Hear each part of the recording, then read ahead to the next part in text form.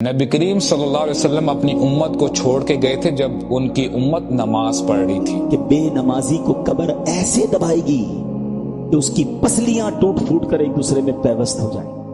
بندے کے کفر اور اسلام کے درمیان فرق ہی نماز ہے. The first thing that rises to protect you in the grave is your salah. جو چیز فرق ڈالتی ہے نا مسلمانوں میں اور غیر مسلمز میں نان مسلمز، وہ کیا ہے؟ نماز.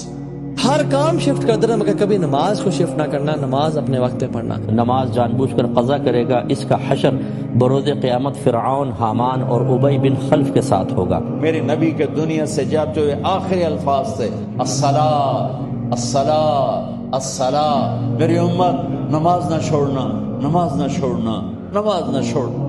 بندے اور کفر اور ایمان کے بیچ میں فرق نماز ہے. اسے ترک کرنے سے بندہ مشرک قرار پاتا ہے.